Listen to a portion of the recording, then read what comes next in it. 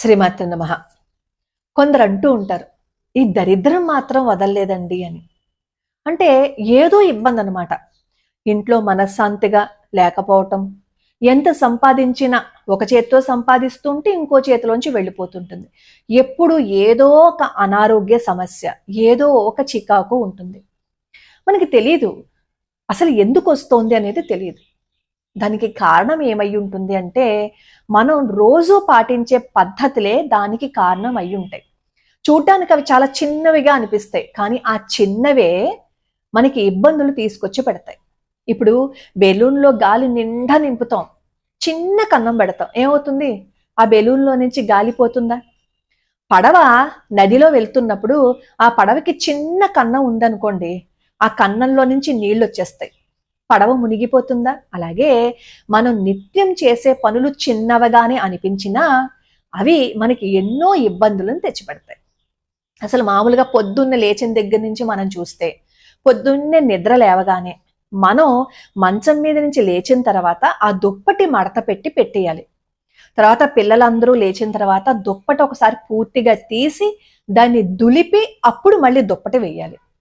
అసలు మామూలుగా అయితే ఏ రోజు దుప్పటి ఆ రోజు ఉతకమంటారు. కనీసం ఆ దుప్పటిని దులిపైనా సరే దాని మీద వేయాలి. ఎందుకంటే రాత్రి పడుకున్నప్పుడు మనం మృతకణాలు దాని మీద ఉండిపోతాయి. మళ్ళీ దాని మీదే పడుకున్నాము అని అనుకోండి, అనారోగ్యం వస్తుంది. కాబట్టి అలా చెయ్యొద్దు. మీరు పొద్దున్నే లేచిన తర్వాత ఆ బట్టలు మడత పెట్టేసేయండి, లేకపోతే దరిద్రం వస్తుంది అని మన పెద్దవాళ్ళు చెప్పారు. తర్వాత పొద్దున్నే లేవగానే ఏం చేస్తామంటే గదులు తుడవం. అసలు పొద్దున్నే లేవగానే ఆ నిద్ర కళ్ళతోటే కొంతమంది, అందరినీ నేను చెప్పటం లేదు, వంటింట్లోకి వెళ్ళిపోతారు. వంటింట్లోకి వెళ్ళిపోయి ఆ వంట పని మొదలు పెట్టేస్తారు. అసలు పొద్దున్నే లేవగానే ముందు పాచి గదులు శుభ్రం చేసుకోవాలి. తర్వాత స్నానం చేసి అప్పుడు వంట చేయాలి. స్నానం చేసే వంట చేయాలి. అప్పుడు మీరు వెంటనే కింద కామెంట్ పెడతారు, స్నానం చేయడం అంటే ఏమైనా కుదురుతుంది అనుకుంటున్నారా? పిల్లల్ని స్కూల్స్కి పంపించాలి కదా, సమయం ఎక్కడ కుదురుతుంది? మీరు బాగానే చెప్తారు కబుర్లు అంటారు. నేను కూడా గృహిణినే కదండి. నేను కూడా పిల్లల్ని పెంచుకున్నాను, మా మావయ్య గారిని చూసుకున్నాను, మా వారికి క్యారేజీలు పెట్టి పంపించాను కదా. నేను కూడా పొద్దున్నే లేచి స్నానం చేసే వంట చేస్తా. తర్వాత అన్ని పనులు అయిపోయిన తర్వాత చిరాగ్గా ఉంది అంటే మళ్ళీ స్నానం చేస్తాను. అలా చేశాము అని అనుకోండి, మనకి చిన్న చిన్నవిగానే కనిపిస్తాయి, కానీ ఇబ్బందులు పడి బాధపడే కంటే ఒక చెంబుడు నీళ్లు స్నానంకు చేసేసి వంట చేసాము అని అనుకోండి, ఆ చేసిన వంట మనం నైవేద్యంగా పెట్టాము అని అనుకోండి, అది ప్రసాదం అయిపోతుంది కదా. అప్పుడు అది తింటే ఆరోగ్యం కూడా. అలాగే కొంతమంది ఏం చేస్తారంటే, ఇంట్లో తల్లిదండ్రులు స్నానం చేసి వంట చేసినా పిల్లలు ఏం చేస్తారంటే స్నానం చేయకుండా అన్నం తింటారు. అది మహా మహా మహా దరిద్రం. ముందు ఆ పద్ధతి మానిపించండి పిల్లల చేత.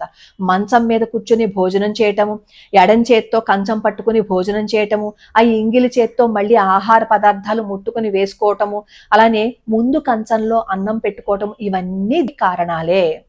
అలాగే తలస్నానం చేసిన తర్వాత నీళ్లు కారుతూ ఉంటాయి, అలా కారకూడదు. దానికి ఒక టవల్ కట్టేసుకోండి, శుభ్రంగా తుడిచేసుకోండి. దరిద్రం అంటే ఏంటి? అలా నీళ్లు కారుతూ ఉన్నాయనుకోండి, ఆ నీళ్లు ఎవరైనా తొక్కారు అని అనుకోండి, జారి పడతారు. అలాగే తడిగా ఉందనుకోండి తల, అది ఆరోగ్యానికి మంచిది కాదు కదా. అప్పుడు డబ్బులు ఖర్చు అవుతాయి, అంటే అది దరిద్రమే కదా. అవి చిన్నగానే అనిపిస్తాయి, కానీ దాని వెనకాల ఎంతో విజ్ఞానం ఉంది. అలాగే బాత్రూమ్కి వెళ్తారు, వెళ్ళిన తర్వాత కాళ్ళు కడుక్కోకుండా వచ్చేస్తారు. చాలా మంది వచ్చేస్తారు అలాగా. అది మహాదరిద్రం. నలమహారాజ్ అంతటి వారికే తప్పలేదు దారిద్ర్యాన్ని అనుభవించటం. ఒకసారి ఎగ్జాంపుల్గా తీసుకోండి, చూడండి ఒకసారి. మన పురాణాలే మనకి ఉదాహరణగా కనిపిస్తాయి. బాత్రూమ్కి వెళ్ళిన తర్వాత తప్పనిసరిగా కాళ్ళు కడుక్కోవాలి. అలాగే కాళ్ళు కడుక్కుంటున్నప్పుడు కూడా పొడి పొడిగా ఉండిపోకూడదు. అలానే కొంతమంది ఏం చేస్తారు తెలుసా, షేవింగ్ చేసుకుంటారు. అంటే బయటికి వెళ్ళి షేవింగ్ చేయించుకున్న మగవాళ్ళు, అలాగే ఆడవాళ్ళు కూడా బ్యూటీ పార్లర్కి వెళ్తూ ఉంటారు. ఈ ఐబ్రోస్ అవి కట్ చేయించుకుంటారు, జుట్టు కట్ చేయించుకుంటారు. అలా కట్ చేయించుకుని వచ్చిన తర్వాత స్నానం చేయాలి. ఆఖరికి ఇంట్లో షేవింగ్ చేసుకున్న మగవాళ్ళు షేవింగ్ చేసుకున్న తర్వాత స్నానం చేయాలి. ఎందుకంటే చిన్న చిన్న వెంట్రుకలు ఉండిపోతాయి. ఆ వెంట్రుకలు నోట్లోకి వెళ్ళిపోయాయి అనుకోండి, ఆరోగ్యానికి మంచిది కాదు కదా. అలానే గడప మీద కూర్చుంటారు, గడప మీద తల పెట్టుకుని పడుకుంటారు, గడపని కాలుతో తంతారు, ఇవన్నీ దరిద్రాలే. అలానే గడప ఎదురుగుండా చెప్పులు పెట్టడం, గడప ఎదురుగుండా చీపిరి పెట్టడం, గుమ్మ ఎదురుగుండా బట్టలు ఆరేయడం, గుమ్మ ఎదురుగుండా పాచి బట్టలు వేయటం, ఇవన్నీ కూడా చిరిగిపోయిన బట్టలు వేసుకోవడం. అంటే అవి కుట్టుకుని వేసుకోవచ్చు, మేము అస్తమాను కొత్తవి ఎక్కడ తెచ్చుకుంటామండి అంటారేమో.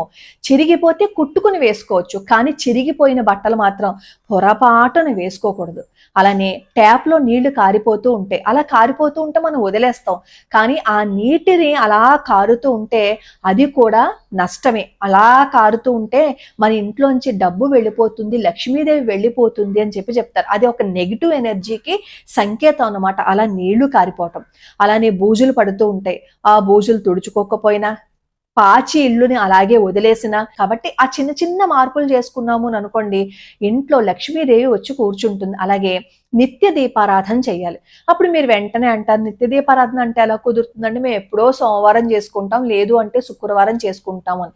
సరే, నిత్య దీపారాధన చేసుకోలేని పరిస్థితులు వస్తే కనీసం ఒక్క అగరబత్తి అయినా సరే ముట్టించండి. ఒకసారి వెళ్ళి నమస్కారం పెట్టుకోండి. మనం నమస్కారం పెట్టుకుంటున్నది ఆయన గురించి కాదు, మన గురించి, మన కోసం పెట్టుకుంటున్నాం. ఆ ఎరుక ఉంటే పొద్దున్నే లేచి మా జీవితాన్ని ఇలా వెలిగేలా చేసిన నీ ముందు దీపారాధన పెడుతున్నది నీ కోసం కాదయ్యా, మా కోసం అనే కృతజ్ఞతతో దీపారాధన పెడతాం. అలాగే కొంతమంది ఏం చేస్తారో తెలుసా, కాళ్ళుని ఊపుతూ ఉంటారు. అది ఆడవాళ్ళైనా సరే మగవాళ్ళైనా సరే కాలు మీద కాలు వేసుకుని కాలు ఊపుతూ ఉంటారు. అది కూడా దరిద్రమే. అది ఎలా దరిద్రం అవుతుంది అంటారేమో, నరాల బలహీనత వస్తుంది అని చెప్పి ఆయుర్వేదం చెప్పింది. నరాల బలహీనత అంటే మరి దరిద్రమే కదా. మన పెద్దవాళ్ళు ఏం చెప్పినా దాంట్లో ఏదో విజ్ఞానం ఉంది కాబట్టే వాళ్ళు అలా చెప్పారు, మన ఆరోగ్యానికి సంబంధించి ఏవో ఇబ్బందులు ఉన్నాయి కాబట్టే అలా చెప్పారు అని అర్థం చేసుకుని మనల్ని మనం మార్చుకుంటే మనకి తెలియకుండానే మన ఇంట్లో లక్ష్మీ కళ వస్తుంది, మన ఇంట్లో ఉన్న ఇబ్బందులు తొలగిపోతాయి. అలాగే గట్టిగట్టిగా మాట్లాడుతూ ఉంటారు, అలా గట్టిగట్టిగా అరిచేయకుండా ఎప్పుడు జుట్టు విరబోసుకుని గుమ్మం ముందు ఎదురుగుండా కూర్చుని ఏడవడం. చిన్నపిల్లలు ఏడుస్తున్నారు అనుకోండి, వాళ్ళని సముదాయించండి. చిన్నపిల్లలు జుట్టు విరబోసుకుని పరిగెడుతున్నారు అనుకోండి, పిలిచి జుట్టు ముడివేసి వాళ్ళకి బొట్టు పెట్టి అనవసరంగా ఏడవద్దు అని చెప్పి వాళ్ళకి చెప్పండి. మనం వాళ్ళకి చెబితే వింటారు, మనం వాళ్ళని తిడితే అస్సలు వినరు. చిన్న చిన్నవి మార్చుకుంటే జీవితం అద్భుతంగా ఉంటుంది. మా వల్ల కావండి, ఇవంతా ట్రాష్ అండి అని కొట్టి పారేశారు అని అనుకోండి, అది మీ ఇష్టం. ఒకవేళ మీకు ఇవన్నీ సమంజసంగా ఉన్నాయి, నిజమే కదా, ఇవన్నీ మనం పాటిస్తే మన జీవితం బాగుంటుంది అని అనుకున్నప్పుడు పాటిస్తే వచ్చే నష్టం ఏంటి అని అనుకుంటే పాటించండి.